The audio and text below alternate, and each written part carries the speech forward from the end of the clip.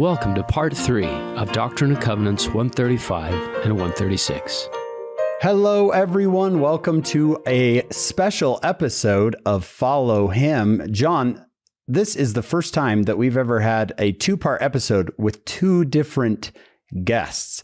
So this is a new episode, sort of. It's a second episode. So I might as well just take this opportunity to remind everybody that we're on social media, on Instagram and Facebook, and you can watch the podcast on YouTube. We'd love for you to rate and review and subscribe to the podcast. So I'll throw all that in since we have a new guest here. But John, who's going to be with us for part 2 of this lesson?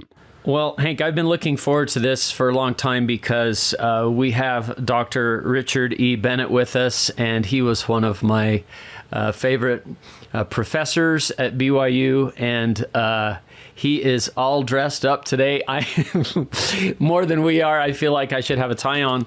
And Dr. Bennett, I'm going to read his bio from the definitive work on the Exodus West called We'll Find the Place.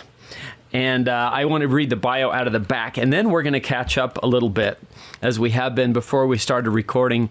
Richard E. Bennett served for nearly 20 years as head of the Department of Archives and Special Collections at the University of Manitoba. And he's the best guy we've ever had out of the University of Manitoba, Hank. He was recently appointed, this says recently, but this is a few years old, to the Faculty of Religious Education at BYU. Dr. Bennett holds a PhD from Wayne State University in American history.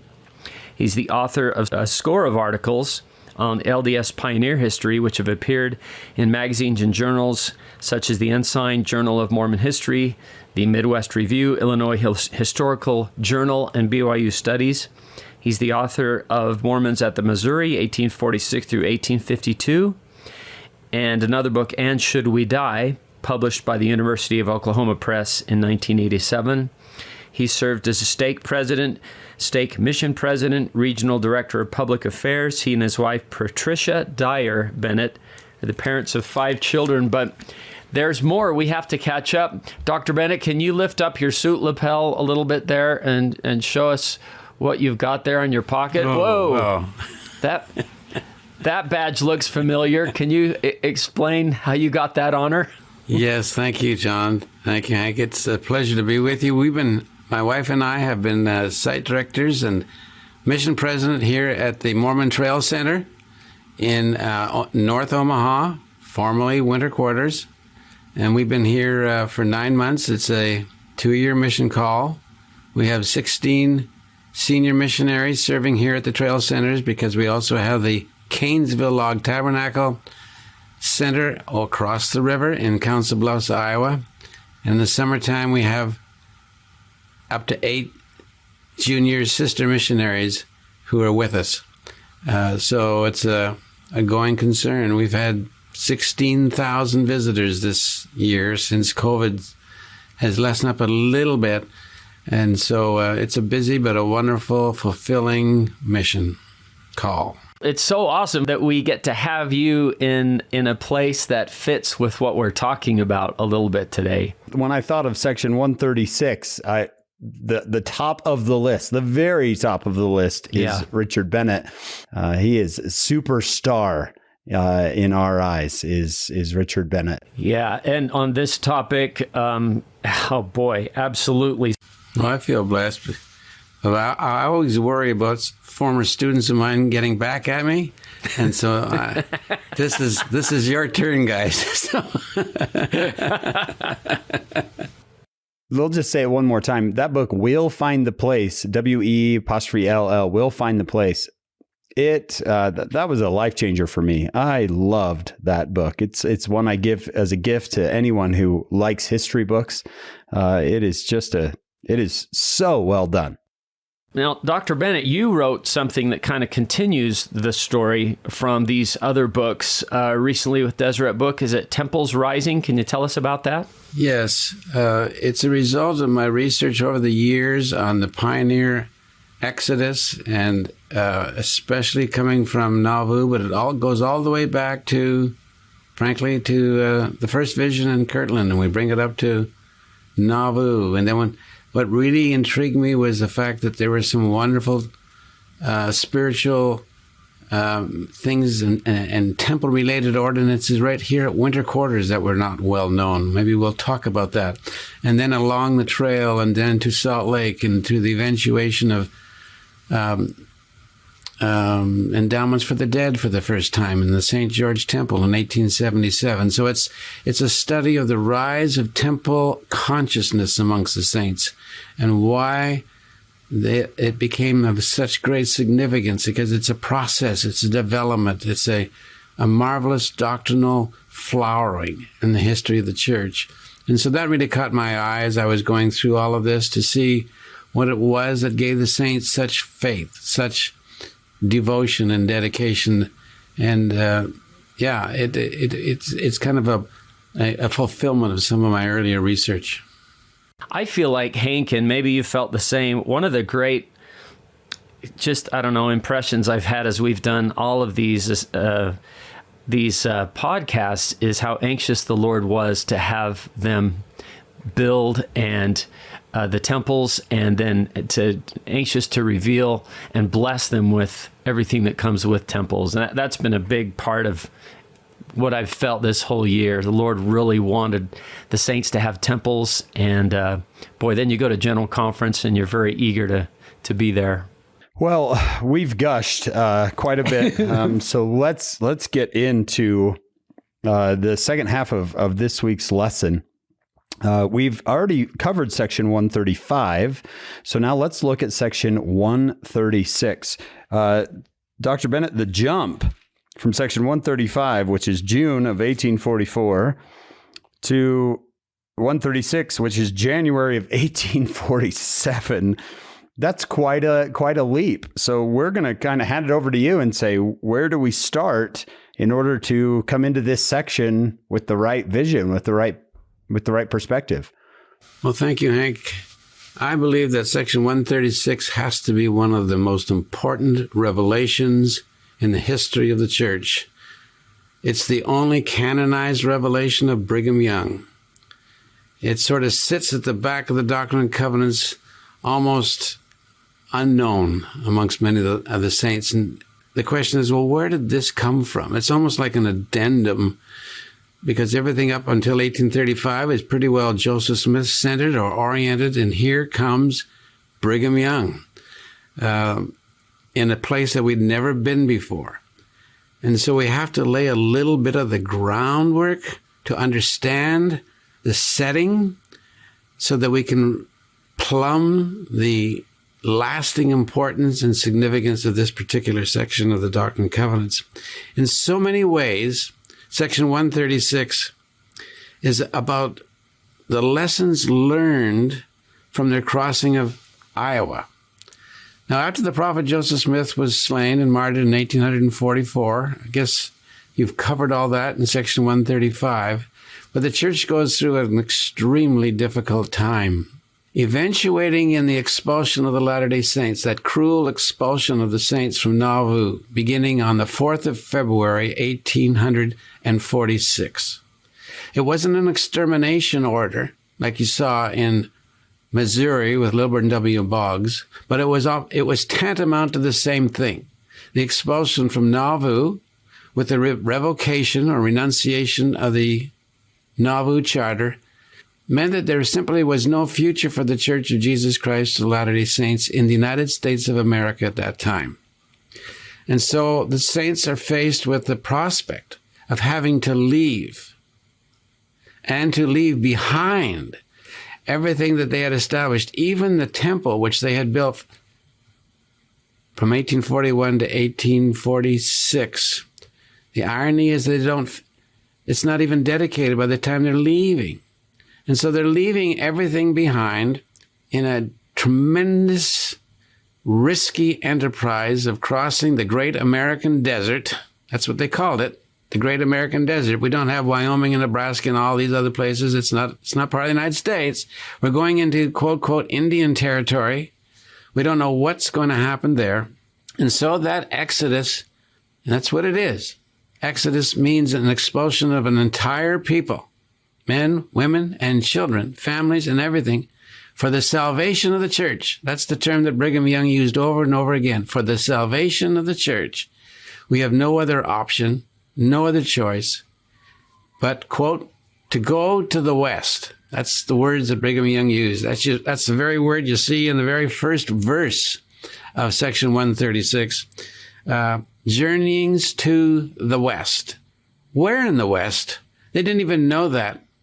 There's a clear indication that they thought that they would go someday. Joseph Smith had indicated it'd probably go to the Rocky Mountains sometime, but where? That's not identified. And so, going back again, the travels across Iowa were so taxing. The rains began to fall almost as soon as they crossed that Mississippi River. Certainly by about the middle of March, when they began to leave Sugar Creek and Montrose on the Iowa side of the Mississippi, it began to rain and rain and rain incessantly, to the point that as they're crossing Iowa, they're sinking to the axles of their wagons. And we're right here in Iowa today. I'm speaking right from Nebraska and Iowa, and it's been raining here for the last several days, and I can just see the saints sinking into the mud, and they can't get away from it. They can't get away from it. Brigham Young says, I can get away from my enemies, but I can't get away from the weather, and I can't get away from my own people who aren't provisioned, who aren't prepared. And so, I mean, they're having a terrible time. And then later on, of course, as you well know, in because they don't come out all at the same time, they're going to come out in waves, that the poor camps leaving Nauvoo, being forced out by cannon and by bayonet by the mobs in September of 1846, 900 of them. I mean, they had to be rescued. Brigham Young was sending back what men he could spare to go back and bring out the poor camps. And they're getting stuck. To lay the foundation, they do eventually get to the Missouri River Valley. But by the time they got to the Missouri River Valley, having crossed Iowa, taking much longer time than they'd ever anticipated, it's too late to go to the Rocky Mountains. Every trapper and trader told the saints, and they read this, they had been preparing for this for a long time, that unless you're away from the Missouri River, away to the west from the Missouri River, by the 1st of June, you're tempting fate in the Rocky Mountains. And the Donner Reed party learned that the terribly hard way in 1846 when they got caught in the high Sierras and froze to death and cannibalized themselves in that terrible winter of 46. The saints knew they had to be away by the 1st of June. Remember that date, because they didn't get there because of the mud of Iowa. The very first wagons didn't get here to the Missouri River until mid-June, and they've got 1,800 wagons. 1,800 wagons following behind, most of which had been built by the church with consecrated tithing funds for the members themselves. And so now how are you going to get across that river with that large a mass of people who are exhausted from crossing Iowa? So they're not going to be able to go to the west. They can't go back east because they've been expelled, pushed out. And so they're stranded here in the Missouri River Valley. And the question is, now what are we going to do? And that's the beginning of winter quarters, of course, because they're going to have to put in a winter quarters. You're going to have to establish a winter quarters someplace, thanks to the call of the Mormon Battalion, which was its own drain upon the resources of the church. No question about that. But we got permission from the United States Army to settle over here on this side of the river where I am today in winter quarters, which is now Florence, Nebraska, which is now a suburb of Omaha, Nebraska. But here in Indian land, as it were in 1846, we have to put in our city before the winter comes. And here they've been exhausted crossing Iowa, and now they have to put up a city of 500 to 600 cabins before the winter comes, or they're going to freeze to death. Rome wasn't built in a day, but winter quarters almost was. The energy of the saints under the direction of President Brigham Young, who wasn't the president of the church, but he was the president of the Camp of Israel. They always called him president of the Camp of Israel because of his position as president of the Quorum of the 12. They got so busy building this place, it's a miracle that they survived the winter, to be honest with you. It is an absolute miracle to be able to build that city so fast. Log cabins, 500-600 of them just on this side of the river, let alone the hundreds of others on the other side of the river. But as it was, they begin to die in record numbers for 3 reasons. Number one, they're exhausted. I mean, just pushing one wagon 1 mile in mud, but pushing 1,800 wagons in mud up to your axles, men, women, and children, so they're exhausted. Number two, the exposure to the elements. The winter's coming. I might just say as an aside here in Omaha last year, it was 23 below zero Fahrenheit. This year, January. The winter of 46 and 47 was it was mild up until about December 1st, and then the winter came, and they're exposed. Many of them are living in dugouts and in tents and in wagons and in hovels, frankly, in caves, because they couldn't build them fast enough. So the exposure to the elements was a second factor for the rapidly rising numbers of deaths here at winter quarters. And then third, because of the deficiency of vitamins, fruits, and vegetables, they're dying of scurvy. And it's the children who are going to suffer the most. And right across the street from where I am right now, here at the Mormon Trail Center, right across the street is the Mormon Pioneer Cemetery, and we have 400 to 500 buried there, most of which are in unmarked graves, but we know where they are because of the sexton records.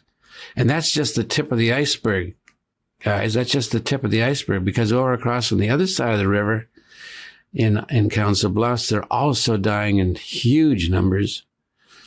I would venture to say that by the time the Saints leave the Missouri River Valley, most of them later in the 1850s, there are about 1,500, 1,600 Latter-day Saints buried in this region. Nothing like it in the history of the church.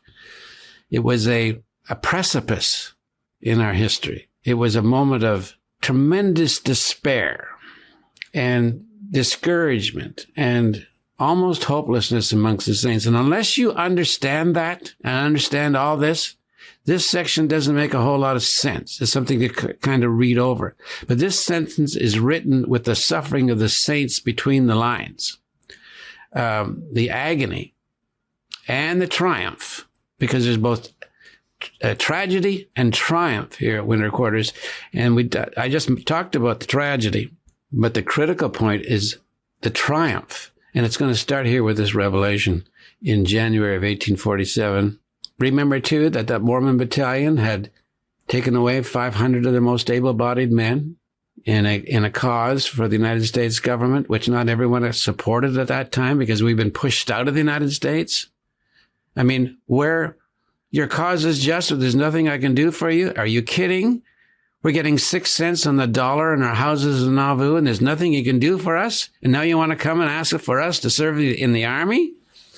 Well, it took some cajoling to get the saints to understand that this would be a blessing for both the government and for us. But here we are with fewer men, and we've got to survive the winter.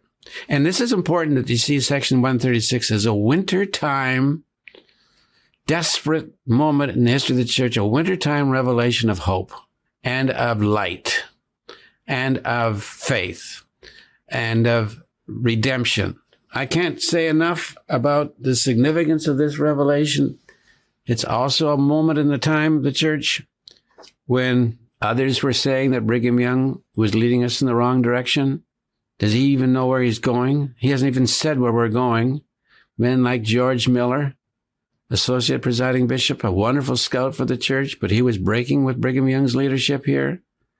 There was James Emmett, who followed George Miller in what they felt was their calling as members of the Council of 50, which they regarded as having equal authority, some of them, in secular matters at least, to be able to say where the church should be going.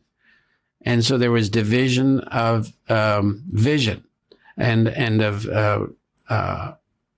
where is our destination.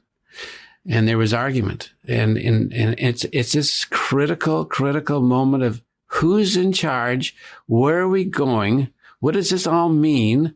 How come Joseph Smith was allowed to be killed in the first place? Why have we suffered so much crossing Iowa? Whose side is God on anyway? And the saints were looking for divine guidance. I can't even begin to tell you everything that's happening that lays the groundwork for this momentous divine guidance for the church. Dr. Bennett, you mentioned 1,800 wagons. Can you give us an idea of the number of the saints at this point? How many are actually trying to move with those 1,800 wagons and everything? There were approximately 12,000 Latter-day Saints in Nauvoo, give or take. The numbers haven't ever been established firmly, but I'm going to take that figure as reasonable.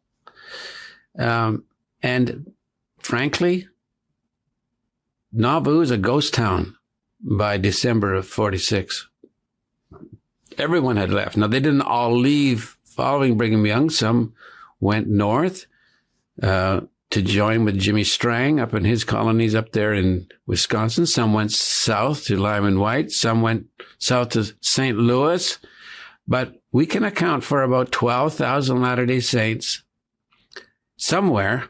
Anyway, 4,000 at winter quarters, 4,400 in winter quarters, approximately 4,000 across the river in what they called Henry's Miller's Hollow, which is now Council Bluffs, Iowa.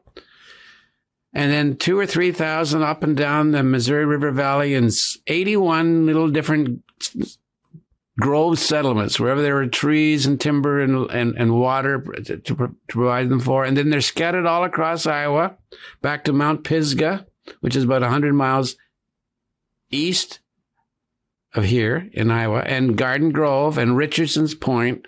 And there's like pepper, salt and pepper all over western Iowa.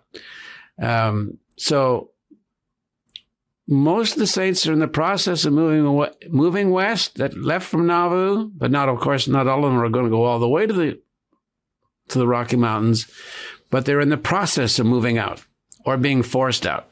Well, you mentioned, so 400 to 500 in the cemetery that's near you. Did you say another 1,200? I'm just thinking, when you talk about 12,000 saints, and then the numbers in these cemeteries, I mean, that is like, what are we, around 10% of the church? That makes it really staggering to think of. Imagine losing that huge of a part of the church to death that way. Those who are buried here in the Winter Quarters Cemetery, right across the street from where I am now, most of those died in the winter of 46 and 47. That's where the toll count really begins to spike because of the reasons I've mentioned earlier.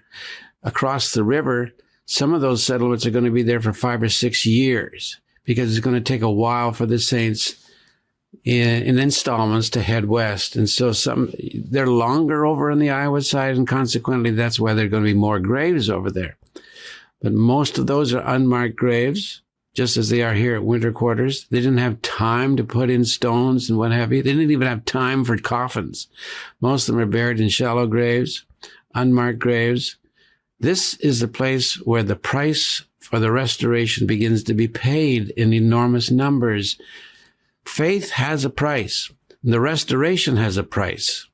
And this is where the price is going to be paid in huge numbers. That's why this is such a sacred area for the church. All of which lays the groundwork for this revelation. When I was with you on a church history tour, I remember you saying how crucial it is that we remember they didn't know the future. They don't know they're going to get to Utah and build up the church and it's going to be strong and become, a wonderful thing. They're just trying to survive. and they could be going out here and all die. And so the stress on Brigham Young and other leadership has to be overwhelming, the emotional toll that has to take, not knowing for sure if this is going to actually work. We could be leading everyone to their deaths. I remember you saying, if you take away the reality of that, you don't understand it. If you think they're just going to go out there and, well, of course we got to make it, because then we got to build the conference center and, and we got to have Temple Square and all the Christmas lights. They don't know that. They don't see themselves as in the past. They're living life and trying to figure it out day by day. I remember you really hitting that home to us.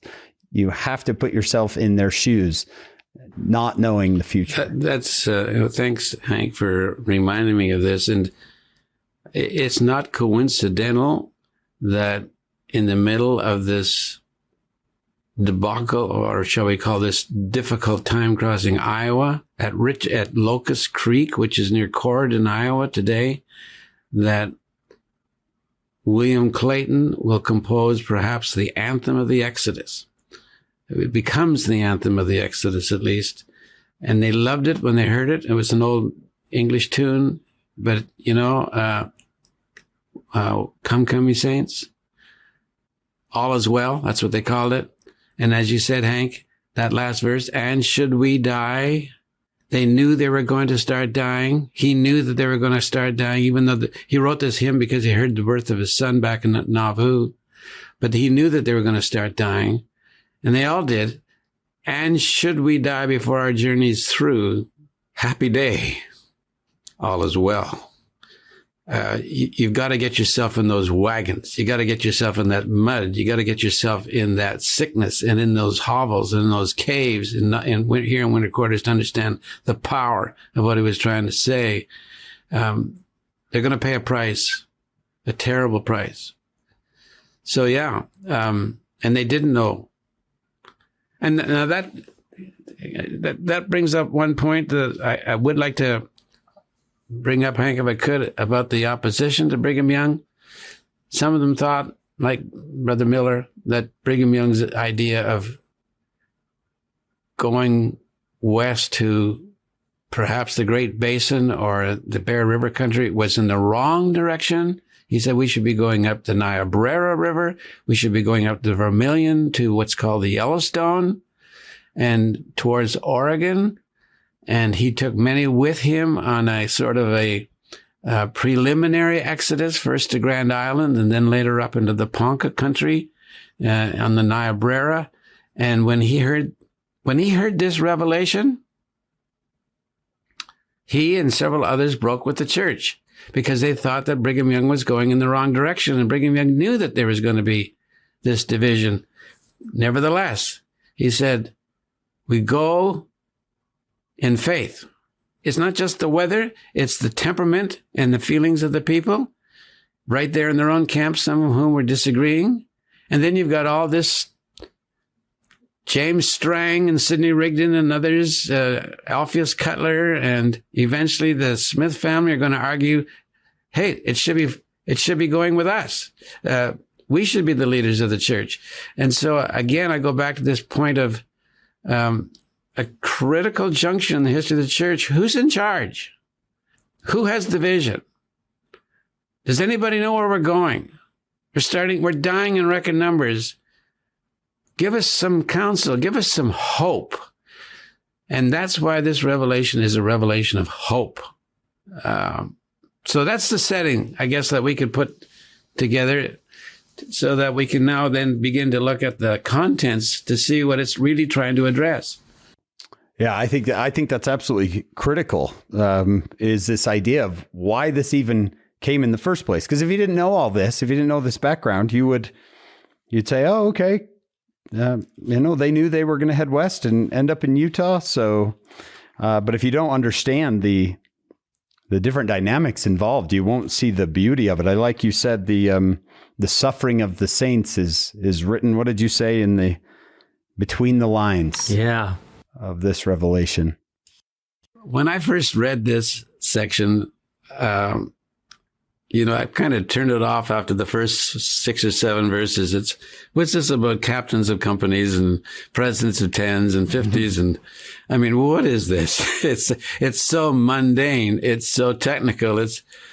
Why is the Lord concerned about this sort of stuff? I think we got to start at the beginning here. The word and will. The word and will of the Lord. You can say, and I can understand why people say, well, this is Brigham Young's revelation. It's all coming out of Brigham Young's mind and heart. Well, it is, but I truly believe, I've studied this enough to see, and in consequence of what eventually did happen, that this is from the Lord, that it is a message through the mind of Brigham Young, if you will, and through his capacity to write it. But it really is an inspired revelation. And I can tell you right now that when it was given to the saints, they rejoiced to hear finally again the word and will of the Lord. And we'll see that as we go through. In their journeyings to the west, and they've all been going through all this in their journeyings to the west, and all the trials that you've been having here, going through Iowa and what have you. Then it talks about the companies being organized with captains of hundreds and tens and what have you. Now, notice in verse 4, and this shall be our covenant, that we will walk in all the ordinances of the Lord. Did you know that there have been 2 more earlier covenants, and that this was really built upon the Missouri covenant and the Nauvoo covenant, both of which Brigham Young had established with the saints. When the saints were being driven out of far west Missouri in the winter of 39, again, it's a winter. Brigham Young learned how to lead people in the winter clear back then in Missouri. But remember when Joseph Smith is incarcerated in Liberty Jail, who's leading the church? It's the 12. And he establishes what they were called the Missouri Covenant back in far west, that, hey, we're going to bring everybody out of Missouri and take to Quincy. Well, they didn't know they were going to Quincy at that time, but to refuge, which eventuated in Quincy. And then in September of 45 in Nauvoo, there's something called the Nauvoo Covenant, when President Brigham Young, in his capacity as president of the Council of the 12 Apostles, has the saints, I'm not talking about outdoor meetings, 4,000 or 5,000 of them, covenant that they're going to bring out of Nauvoo all the men, women, widows, orphans, children. We must come together. It's not an I individual effort. The Mormon Exodus is a we effort. It's a collective effort. We will find the place. It's always we. It's never I. And that's fundamentally different than, say, the California Gold Rush, where everybody's in it for themselves and to get rich or what have you. The whole Mormon Exodus, Latter-day Saint Exodus, is going to be a we-based, collective, consecrated movement. And it's this covenant that Brigham Young first learned in Missouri, then applies in Nauvoo, and now we're coming back to it. And you can almost say that section 136 is the winter quarters covenant. In verse 4, and this shall be our covenant, that we will walk in all the ordinances of the Lord. And they're going to bring out everybody. That's what we're talking about here, these next few verses. Let each company bear an equal, verse 8, bear an equal proportion according to the division of their property, and taking the poor, the widows, the fatherless, and the families of those who have been called into the Mormon battalion. It's lessons learned. What did we learn from leaving Nauvoo? What did we learn from the Iowa experience? We were helter-skelter all over the place. Too many people came out unprepared. You can really say that section 136 is lessons learned from leaving Nauvoo and crossing Iowa. So it isn't just the fact that we're going to have 10s and 50s and 20s. And by the way, those company captains aren't just to, once they get rolling, but also right there in winter quarters. Get them all prepared now. Everybody be ready. Be much more prepared than you were in Nauvoo. And make sure that we delegate responsibility to all the different company captains and what have you, because we've got to move everybody out of here. We don't want to stay here. Now, this is kind of an irony. Winter quarters is a powerful message in the history of the church, but the effort was to move the church west, not stay here. Notice in verse 10, let every man use all his influence and property to remove this people to the place where the Lord shall locate a stake of Zion. The significance of that is that there was no stake created here at Winter Quarters. There was no stake in Council Bluffs. We had a high council here at Winter Quarters, municipal high council. We had a Potawatomi High Council over there in Council Bluffs. The church was being organized with bishops. They had bishops over each ward. You know, they divided Winter Quarters into 22 blocks with a bishop over each block to take care of all these widows and orphans and families and Mormon battalion families. So we had bishops for the first time in the history of the church taking care of relatively small numbers of people, 200 to 300 people. That's a breakthrough in church government, to have bishops called for that small a number of people, but no stake. And the fact is that Brigham Young didn't want a signal to stay here. Don't establish a stake here. Stake is a place of refuge from the storm. We want them to come west. And so you see here this emphasis on surviving while we're here, but moving out as quickly as we can in a much more organized way than we ever did leaving Nauvoo, because we are forced out of Nauvoo. We're not going to be forced out of Winter Quarters. We can do it more carefully and deliberately. It seems that these covenants, Dr. Bennett, Richard, are we do not leave anyone behind. I like that. That's very good, Hank. Right. It's a collective we enterprise. And that's frankly, honestly, that's why Brigham Young was so esteemed by his people. You kind of like Brigham Young from a distance, you know that? He had a personality which grated some people the wrong way. But he was a lion. He had the nickname, the Lion of the Lord. And one of the reasons for that is that he was a lion in defense of the widow and the orphan and the children. Don't forget them. Don't forget the sick or the dying and the poor. We come all together or we don't come at all. And all in favor of that. He had them all line up right up in front of the Nauvoo temple and that Nauvoo covenant to do that. And now the same thing's happening here, just a couple of blocks from where I'm sitting right now. That revelation was proposed just down the hill from where I am here at the Mormon Trail Center, right down in what is today Florence. So it's this revelation has a place, and it's right here. I remember standing in that grave, that cemetery, with Alex Baugh, who I think is, a friend of all of ours, and he had tears in his eyes, and he said to me, Hank, I try to be faithful, but I am no Stillman Pond. And here is a man who comes to Winter Quarters and buries, I don't know how many family members. He died. His wife died, and 4 or 5 of his children died. Their names are inscripted right in the cenotaph across here. It's amazing. Men like Stillman Pond. Unbelievable. Yeah. And Alex said, I don't know if I'm a Stillman Pond. And so I've always thought about Stillman Pond when I think about Winter Quarters. He represents a lot of people losing a lot of family members and having to leave them behind as well as you move west, right? Leaving these graves behind and heading west. Well, in the marvelous monument that's here in Winter Quarters Cemetery by Evard Fairbanks, it's called The Tragedy of Winter Quarters. It really is the tragedy and the triumph of Winter Quarters, because it captures in a sublime way the suffering of the saints, the grief of the saints, but their faith and determination to move forward no matter what. And you see that in this tremendous monument. It captures that in a way that is breathtaking. We wouldn't have the Winter Quarters Temple, which is just across the street. We probably wouldn't have that temple were it not for those pioneers. We might not even have the church in part if it hadn't been for the faith of the pioneers. It's that kind of a moment when the church, Brigham Young said, I'll put it this way. Brigham Young said, if we don't make it, this church will be driven to the 7 winds. Meaning we'll be done. That if this doesn't work, if this exodus doesn't make it, we may never see what that valley, let alone the future. We may never see the future of the church because of people going one way or another. It was so critical that this succeed.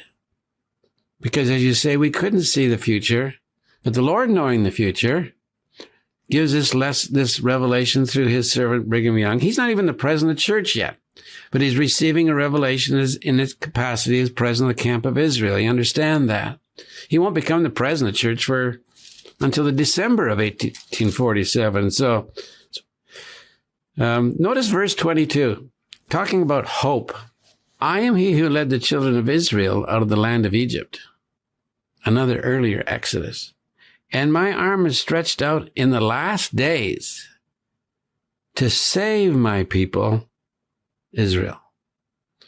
And that word save, when they're dying by the hundreds, if not the thousands, the Lord is saying to his people, and don't think that they didn't read it, because this was read to all the saints by all the various high councils and bishops, to all the different groups on both sides of the river, to save my people. You can see why that word means so much to them at this moment, that I know you're dying.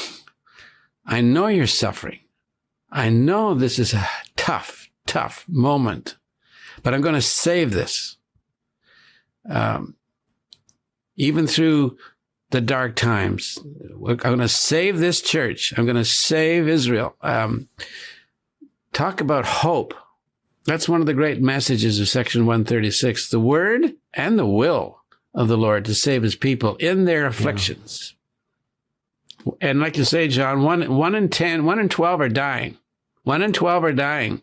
You take a look at the numbers that are dying today of COVID and what have you, maybe 1 in 3 or 4 or 500. 1 in 12 are dying here at winter quarters. Yeah, I was thinking about, if there are roughly 17 million members of the church today, what would we think if 1.7 million, if 10%? Oh, wow. It's a huge... I love what you're saying about the we part. And then this seems to emphasize what you just read. 23, 24, cease to contend, cease drunkenness, of unity, not Zion the place, but Zion the pure in heart. If it's going to be we've got to be unified as we begin this Exodus. I love too that you mentioned, the Lord's mentioning the original Exodus, and I'm seeing all these footnotes of Exodus. And like on the last page, I was noticing in verse 3, Exodus 18:21, they also had captains of hundreds and captains of 50s and captains of 10. When Moses was trying to do everything and Jethro was telling him, you got to delegate. I love that story. And so it has an echo of the original Exodus, I think. They deliberately patterned themselves after that.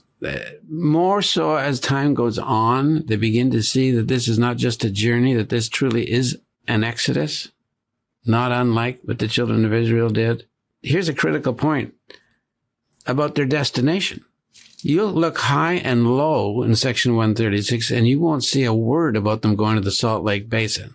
You won't see a word about going to Utah or anything like that. You would think that if this is the Exodus, the revelation on the Exodus, well, where are we going? Here's some of those, like I said earlier, some like George Miller and others who were contending with Brigham Young saying, do you know where you're going? Do you have it? Where are you taking us? Do you really have an idea where you're going? And here comes the word and will of the Lord, where the Lord speaks and says, not a sentence, not a word about their final destination. But what does he say? Cease to contend one with another, like you said, John, cease to speak evil one with another. And if thou borrowest of thy neighbor, thou shalt restore that which thou hast borrowed, probably tools when they're making their cabins and everything else. And if you shall find that which thy neighbor has lost, thou shalt make diligent search till thou shalt deliver it to him again. It's very, very mundane sort of things. Make sure you get it back.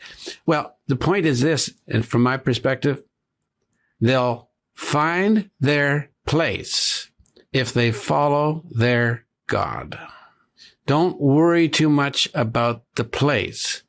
Worry about your covenants. Worry about your obedience. In fact, that goes right back to verse 2. Remember that? With a covenant and a promise to keep all the commandments and statutes of the Lord our God and his ordinances. It's a revelation on obedience. And here the Lord speaks to the prophet Brigham Young, and I firmly believe that the Lord is inspiring Brigham Young in all of this, because I don't think that he can make these things up at this moment. There's too many equations here, too many movable parts for someone just to come up with a silly little revelation. The critical thing is to live the gospel, and it'll all work out for you, even in your difficulties. And the things that seem important to us, the Lord said, there's more important things than that. And so I really think that the principle of the Exodus is obedience and consecration and covenant.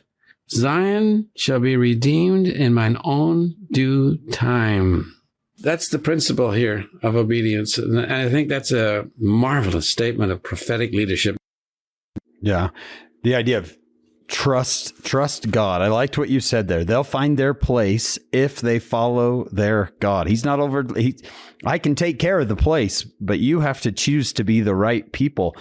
There's a lot in here that we can use today. Don't you think, John, Richard? I mean, let your words tend to edify one another. If you borrow something from your neighbor, get it back to them.